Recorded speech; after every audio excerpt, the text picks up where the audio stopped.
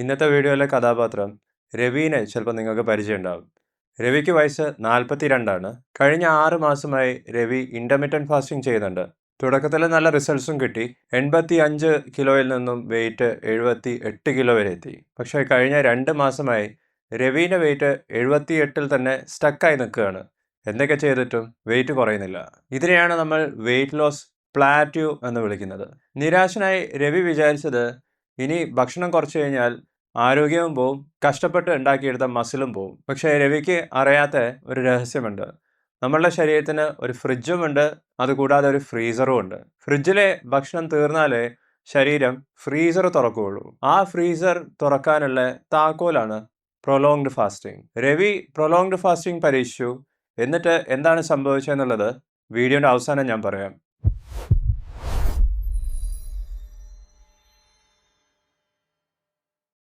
Hi, ഞാൻ doctor Prasoon. ഇന്ന് നമ്മൾ സംസാരിക്കാൻ പോകുന്നത് പ്രൊലോങ്ഡ് ഫാസ്റ്റിങ്ങിനെ കുറിച്ചാണ്.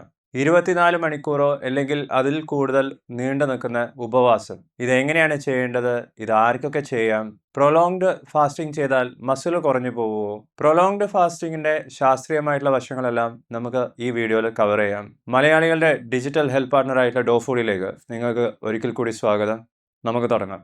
നിങ്ങൾ ഇൻ്റർമിറ്റൻറ്റ് ഫാസ്റ്റിങ്ങിനെ കുറിച്ച് മുമ്പേ കേട്ടിട്ടുണ്ടാകും. അധികം ആൾക്കാരും ഇൻ്റർമിറ്റൻറ്റ് ഫാസ്റ്റിംഗ് തുടങ്ങുമ്പോൾ 14, 16, ചിലപ്പോൾ 18 മണിക്കൂർ വരെയൊക്കെയാണ് ഫാസ്റ്റിംഗ് ചെയ്യാറ്. എന്നാൽ പ്രൊലോങ്ഡ് ഫാസ്റ്റിംഗ് എന്ന് പറഞ്ഞാൽ 24 മുതൽ 72 മണിക്കൂറോ ചിലപ്പോൾ അതിൽ കൂടുതൽ ദിവസങ്ങളോ ഭക്ഷണം കഴിക്കാതിരിക്കുന്ന ഒരു രീതിയാണ്.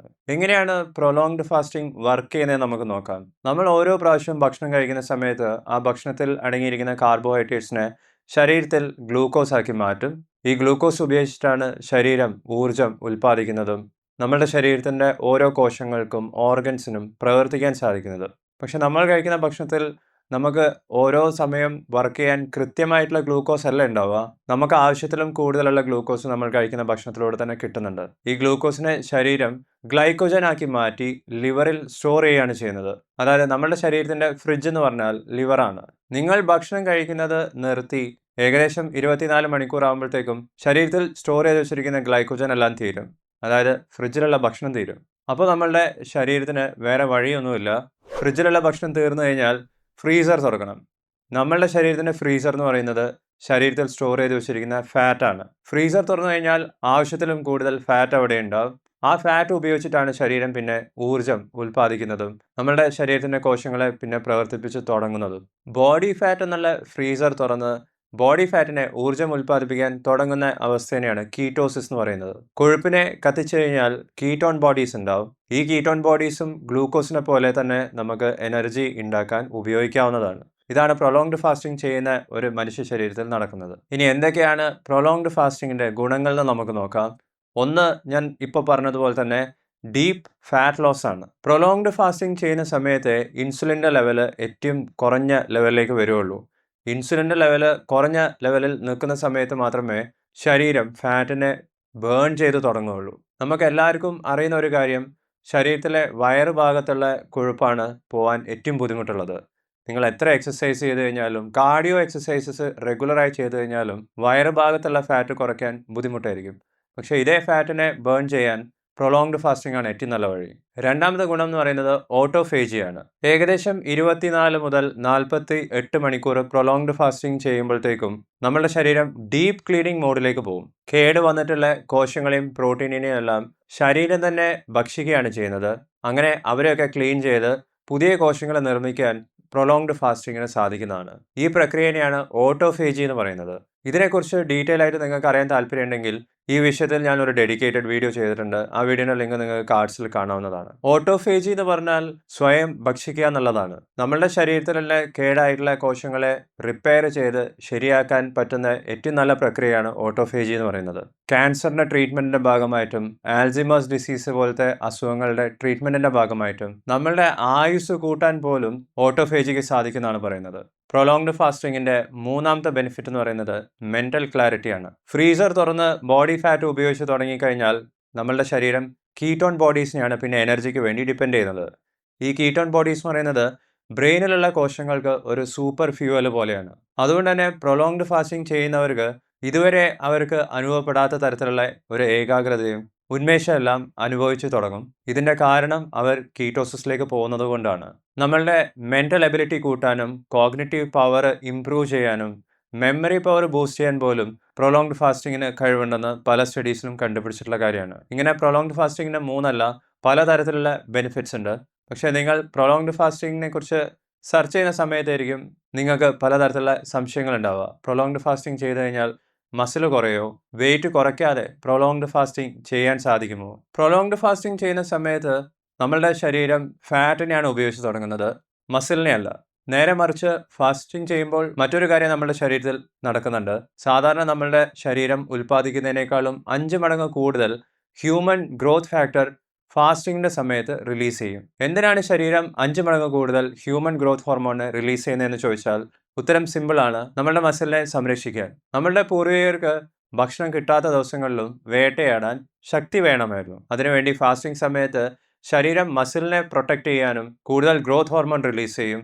ഇതേസമയം കൂടുതൽ ബോഡി ഫാറ്റിനെ കത്തിക്കാനും സാധിക്കും. ഫാസ്റ്റിംഗ് ചെയ്യുന്ന സമയത്ത് നിങ്ങൾ കുറേ കാര്യങ്ങൾ ശ്രദ്ധിക്കേണ്ടതുണ്ട്. ഇത് തെറ്റായി ചെയ്തു കഴിഞ്ഞാൽ നിങ്ങളുടെ മസിലും കുറഞ്ഞു പോവാം. നമ്മൾ പ്രതീക്ഷിക്കാത്ത പലതരത്തിലുള്ള സൈഡ് എഫക്ട്സും പ്രശ്നങ്ങളും പ്രൊലോങ്ഡ് ഫാസ്റ്റിങ്ങിൽ ഒളിഞ്ഞിരിക്കുന്നുണ്ട്. പ്രൊലോങ്ഡ് ഫാസ്റ്റിംഗ് എന്ന് പറയുന്നത് ഒരു കളിയല്ല. കൃത്യമായി ശാസ്ത്രീയമായി ചെയ്തിട്ടില്ല എന്നുണ്ടെങ്കിൽ പ്രൊലോങ്ഡ് ഫാസ്റ്റിംഗ് ഒരു അപകടം കൂടിയാണ്. അധികം ആൾക്കാരും പ്രൊലോങ്ഡ് ഫാസ്റ്റിംഗ് തുടങ്ങുന്ന സമയത്ത് ചെയ്യുന്ന ഒരു മിസ്റ്റേക്ക് എന്ന് പറയുന്നത് ഭക്ഷണം കഴിക്കാത്ത സമയത്ത് വെള്ളം മാത്രം കുടിക്കും. പക്ഷേ ഇത് പോരാ. നമ്മുടെ ശരീരത്തിന് വെള്ളം മാത്രം പോരാ, ഇലക്ട്രോലൈറ്റ്സ് വേണം. സോഡിയം, പൊട്ടാഷ്യം, ക്ലോറൈഡ് എന്നൊക്കെ പറയുന്നത് ശരീരത്തിൻ്റെ ഇലക്ട്രോലൈറ്റ്സ് ആണ്. 24 മണിക്കൂറിൻ്റെ ഫാസ്റ്റിംഗ് ഒക്കെ കഴിയുന്ന സമയത്ത് ഇൻസുലിൻ നല്ല രീതിയിൽ കുറയും. ഇതേ സമയം നമ്മുടെ ശരീരത്തിലുള്ള സോഡിയം, പൊട്ടാഷ്യം, മഗ്നീഷ്യം എന്നൊക്കെ പറയുന്ന ഇലക്ട്രോലൈറ്റ്സ് എല്ലാം മൂത്രത്തിലൂടെ നഷ്ടപ്പെടുകയാണ് ചെയ്യുന്നത്. ഇത് തലകറക്കം, ക്ഷീണം, പേശികളിൽ വേദന ഇതെല്ലാം ഉണ്ടാക്കാം. അതുകൊണ്ട് തന്നെ ഉപ്പിട്ട വെള്ളം ഫാസ്റ്റിങ്ങിന് സമയത്ത് കുടിക്കുന്നത് നിർബന്ധമാണ്. രണ്ടാമത്തെ മിസ്റ്റേക്ക്, അധികം ആൾക്കാരും വിചാരിക്കുന്നത് പ്രൊലോങ്ഡ് ഫാസ്റ്റിംഗ് എല്ലാവർക്കും ചെയ്യാമെന്നാണ്. പക്ഷേ അങ്ങനെയല്ല. ഗർഭിണികൾ, മുലയൂട്ടുന്ന അമ്മമാർ, ടൈപ്പ് 1 ഡയബറ്റിസ് ഉള്ളവർ, ഇൻസുലിൻ ഇഞ്ചക്ഷൻ എടുക്കുന്ന ഡയബറ്റിസ് പേഷ്യൻസ്, ഈറ്റിംഗ് ഡിസോർഡേഴ്സ് ഉള്ളവരെല്ലാം ഡോക്ടറിൻ്റെ നിർദ്ദേശപ്രകാരമല്ലാതെ ഒരിക്കലും പ്രൊലോങ്ഡ് ഫാസ്റ്റിംഗ് ട്രൈ ചെയ്യരുത്. പക്ഷേ ഇതിനേക്കാളും കോമണായി അധികം ആൾക്കാരും പ്രൊലോങ്ഡ് ഫാസ്റ്റിംഗ് ചെയ്യുന്ന സമയത്ത് വരുത്തുന്ന മിസ്റ്റേക്ക് റീഫീഡിംഗ് ആണ്. അതായത് ഉപവാസം നിർത്തി വീണ്ടും ഭക്ഷണം കഴിച്ചു തുടങ്ങുന്ന സമയത്ത് കഴിച്ചു തുടങ്ങുന്ന ഭക്ഷണങ്ങളാണ്.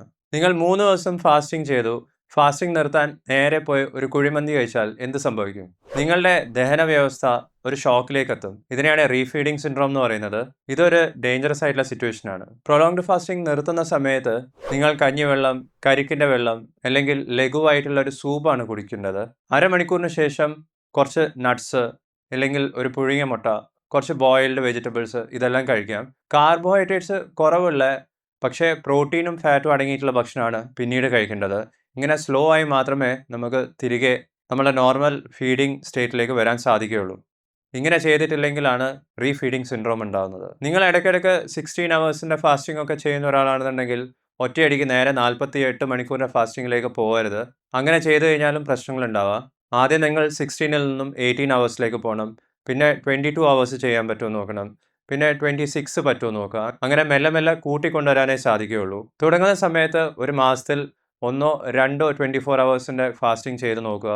നിങ്ങളുടെ ബോഡി എങ്ങനെയാണ് റിയാക്ട് ചെയ്യുന്നത് നോക്കിയിട്ട് മാത്രം പിന്നീട് ഈ ഒരു ശീലം തുടർന്നാൽ മതി. നിങ്ങൾക്ക് എന്തെങ്കിലും തരത്തിലുള്ള ബുദ്ധിമുട്ട് പോലെ തോന്നുകയാണെന്നുണ്ടെങ്കിൽ അടുത്തുള്ള ഹോസ്പിറ്റലിൽ നിർബന്ധമായിട്ടും കാണിക്കേണ്ടതുമാണ്. ഇനി നമുക്ക് രവിയുടെ കഥയിലേക്ക് തിരിച്ചു വരാം. രവി ചെയ്തത് 48 അവേഴ്സിൻ്റെ, അതായത് 2 ദിവസത്തിൻ്റെ ഫാസ്റ്റിംഗ് ആണ്. വെള്ളം കുടിച്ചു, ഇലക്ട്രോലൈറ്റ്സും കൃത്യമായിട്ട് എടുത്തു. ആദ്യത്തെ 24 മണിക്കൂറിൽ നല്ല വിശപ്പുണ്ടായിരുന്നു. പക്ഷേ 24 അവേഴ്സ് കഴിഞ്ഞപ്പോൾ വിശപ്പ് മാറി. പിന്നെ ഊർജം തോന്നി. മെൻ്റൽ ഫോക്കസ് കൂടുന്നത് പോലെ രവിക്ക് അനുഭവപ്പെട്ടു. 48 മണിക്കൂറിൻ്റെ ഒറ്റ സിംഗിൾ ഫാസ്റ്റിംഗ് കഴിഞ്ഞപ്പോൾ തന്നെ രവിൻ്റെ പ്ലാറ്റോ മാറി. വെയിറ്റ് 78-ൽ നിന്നും 76.5 കുറഞ്ഞു. രവിൻ്റെ വയറ് ഭാഗത്തുള്ള ഫാറ്റും കുറഞ്ഞതായിട്ട് രവിക്ക് അനുഭവപ്പെട്ടു. ഇപ്പോൾ രവി മാസത്തിൽ 1 2 തവണ 24 അവേഴ്സിൻ്റെ ഫാസ്റ്റിംഗ് ചെയ്യുന്നുണ്ട്. അത് രവിൻ്റെ ജീവിതശൈലീൻ്റെ ഒരു ഭാഗമായി മാറിക്കഴിഞ്ഞു. പ്രൊലോങ്ഡ് ഫാസ്റ്റിംഗ് എന്ന് പറയുന്നത് ഒരു മാജിക് മെഡിസിൻ ഒന്നുമല്ല. പക്ഷേ കൃത്യമായി ചെയ്തു കഴിഞ്ഞാൽ അത് ശരിക്കും ഒരു അത്ഭുതവുമാണ്. നിങ്ങൾക്ക് പ്രൊലോങ്ഡ് ഫാസ്റ്റിംഗ് ചെയ്യാൻ ആഗ്രഹമുണ്ടോ? പക്ഷേ സ്വന്തമായി ഒറ്റയ്ക്ക് ചെയ്യാൻ പേടിയാണോ? നിങ്ങളുടെ ശരീരപ്രകൃതിക്ക് അനുസരിച്ച് ഒരു ഫാസ്റ്റിംഗ് പ്ലാൻ നിങ്ങൾക്ക് ആവശ്യമുണ്ടോ? നിങ്ങൾക്ക് വേണ്ടി ഡോഫോഡിയിൽ ഇത്തരത്തിലുള്ള സേവനങ്ങൾ ലഭ്യമാണ്. പേഴ്സണലൈസ്ഡ് ആയിട്ടുള്ള ഫാസ്റ്റിംഗ് പ്ലാൻ നിങ്ങൾക്ക് ആവശ്യമുണ്ടെങ്കിൽ ലൈക്ക് ബട്ടൻ്റെ താഴെയുള്ള ആദ്യത്തെ ലിങ്കിൽ ക്ലിക്ക് ചെയ്യുക. നിങ്ങൾക്ക് വീട്ടിലിരുന്നുകൊണ്ട് തന്നെ ഇത്തരത്തിലുള്ള അഡ്വൈസ് എല്ലാം ഡോക്ടർമാരുടെ അടുത്ത് നേടാവുന്നതാണ്. നിങ്ങൾ മുമ്പേ എപ്പോഴെങ്കിലും പ്രൊലോങ്ഡ് ഫാസ്റ്റിംഗ് ചെയ്തിട്ടുണ്ടോ? എത്ര മണിക്കൂറാണ് നിങ്ങൾക്ക് പ്രൊലോങ്ഡ് ഫാസ്റ്റിംഗ് ചെയ്യാൻ സാധിച്ചത്? അത് വീഡിയോന് താഴെ കമൻറ്റ് ചെയ്യുക.